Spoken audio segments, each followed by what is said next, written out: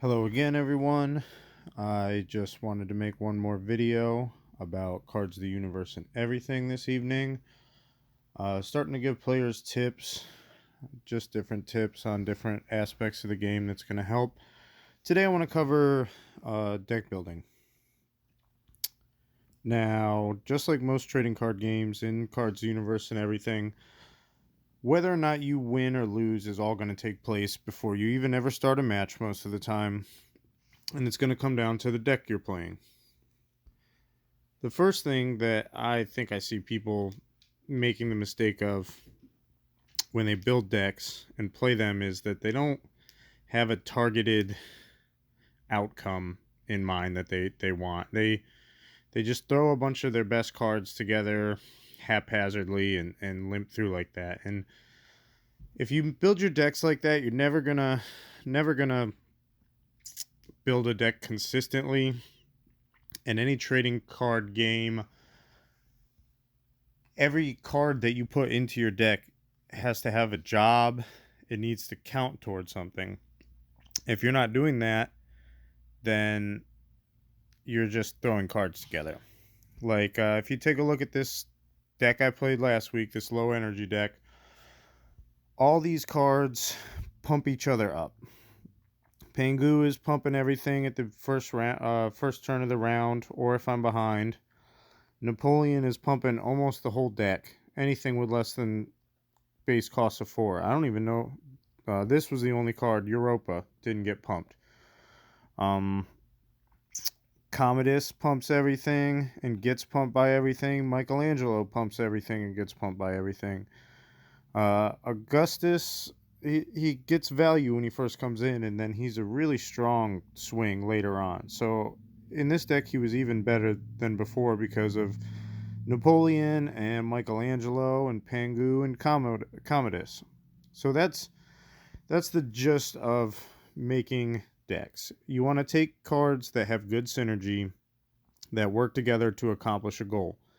The goal of this low energy deck is just a classic beatdown deck. Gets a little better as the match goes on. So if I don't sweep my opponent, they're playing an even stronger deck by, turn 5. It was great for a 10-10-10 like the last week. This week I'm playing my astronauts deck. It's really great for high energy like this. Like I said in my last video, it's not a deck everybody can play. If you have a little bit of money the next time the amazing astronauts come around, I really recommend getting as many of those cards as you possibly can. It definitely, this is about the strongest card in the deck here. Pumps all the amazing astronauts. Area 51 here pumps all my solar system. So does Apollo 11. So, I'm not in danger of getting energy burnt either because the sun's giving me energy and getting bonuses from Apollo and Area 51, and so is Earth, and so is Jupiter here. Neil makes Apollo better. And that's just how a solid deck should work. Everything should come together.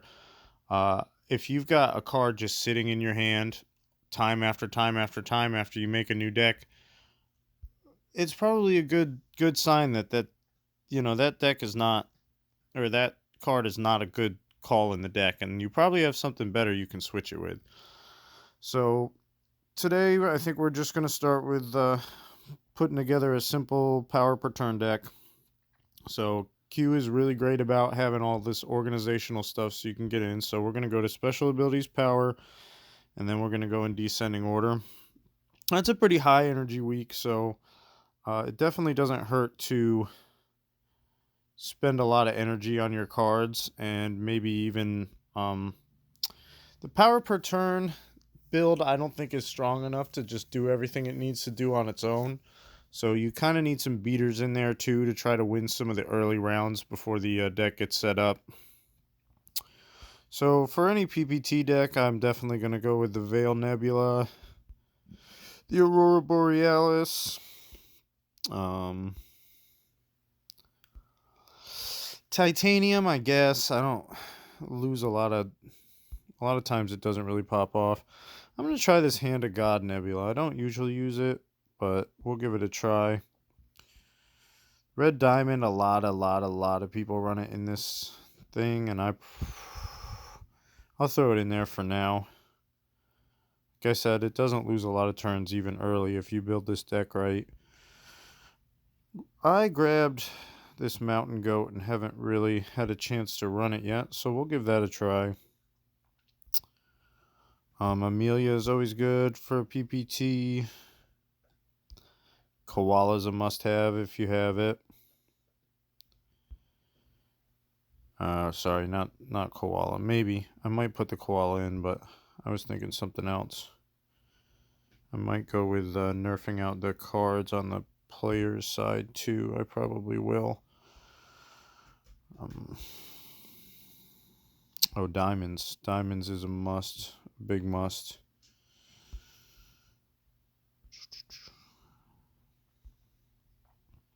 Golden Hind I like.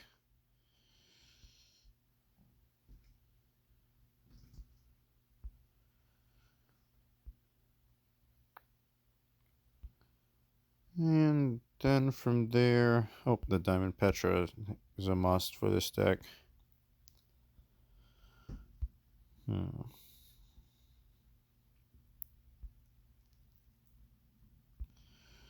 think that's most of the main ones. There's, oh no, wait. What was that? There was a common that came out that was great for it last week or the week before. I know it's a arts and culture card. One of the artists. Who was it?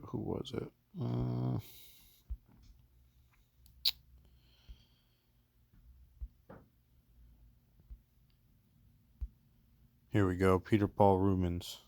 Yes, and they printed that as a common. It's really good card to get a hold of for this deck. Now let me look at what we're doing here. First, I picked up Sinterklaas the other day. Who does he puff? And I think it's by base. Let's see here. When drawn, increase the energy cost of your opponent's cards by 50, decrease 40 or less. He is actually a really great play for this deck. Burning up your opponent's energy is always a great thing to do whenever you can. And on the other hand, everything in this deck is so low that it's getting buffed by the it's getting cost reduced by the Sinterklaas. Now that we have that there, I'm just going to go in by rarity, straight rarity, and throw some big swingers in. Definitely like the unicorn. What else do I want that swings big and swings hard? I don't think where am I at for energy here? Average energy 5. That's a little high. I might want to throw some energy cards in here. I'm thinking the sun, since it's such a high energy week.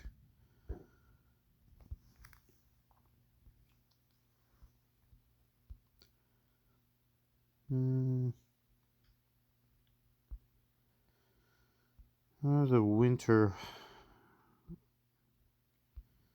withstander combo is never bad. I think I'll go with that. What do I have? One card left, one spot left. Kind of like Atlantis. Yeah, it hits hard early and then hits hard late. So we will go with PPT. And I just threw this together real quick to show the concept of deck making. We'll take it for a spin and see how it goes.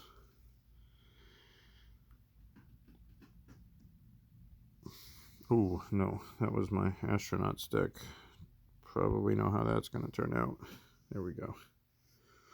Let's see if I get a person or I get a bot.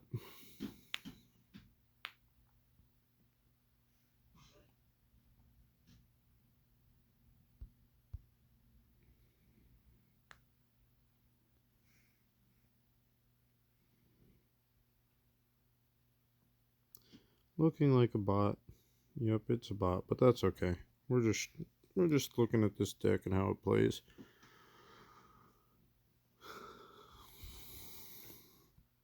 So, like I said, the great thing about the PPT decks is they're very hard to beat if they get into the late rounds. But in the early rounds, if you can have something that can help you swing to win round 1 or round 2, then you're really in a good place for victory.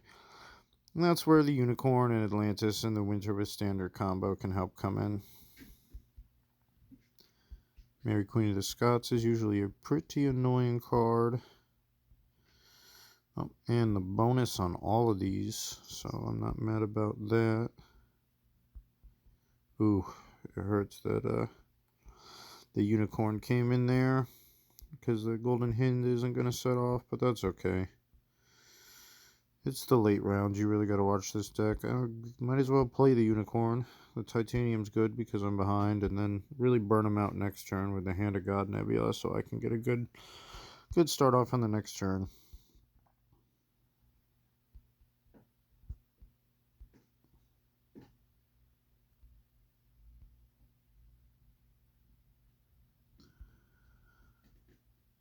So Sinterklaas is great, and since he's a on draw, you want to get him shuffled back into your deck as quickly as you really can. That's generally the want with that. I'm gonna throw down my Winter with Stand-Up combo and see where that puts me.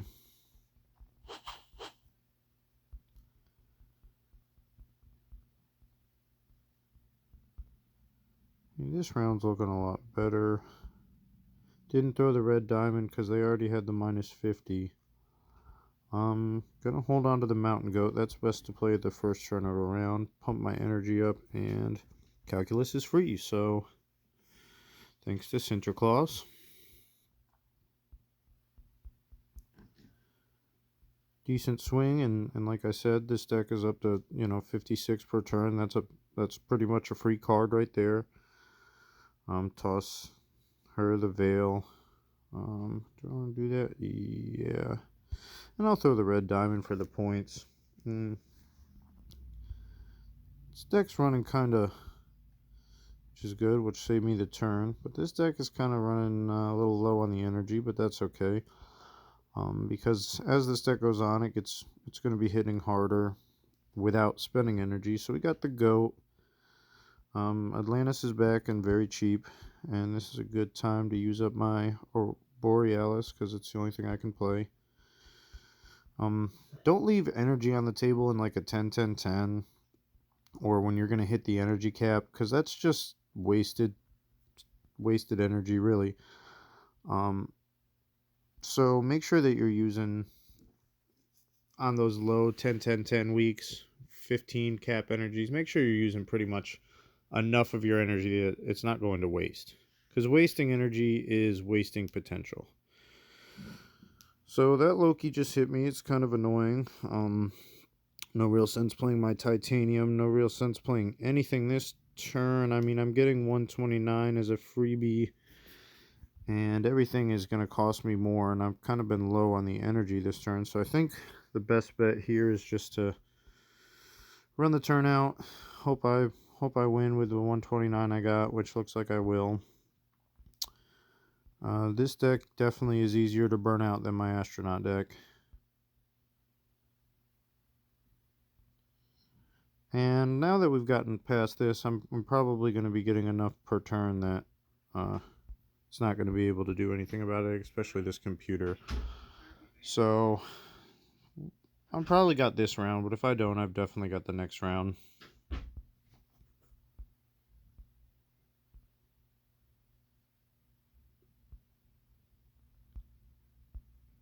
Sinterklaas is back around, and he's definitely saving me from being energy burnt by this computer deck that came pretty hard energy burn.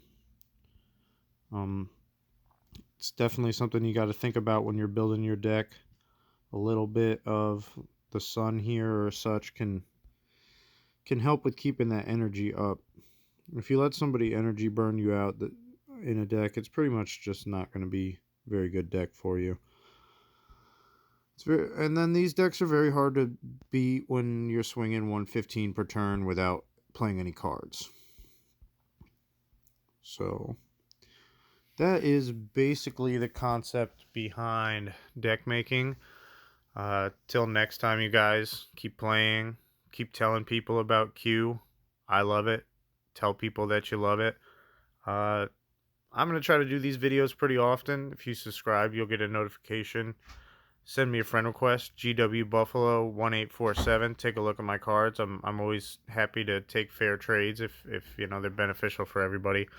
So y'all have a great night. Namaste.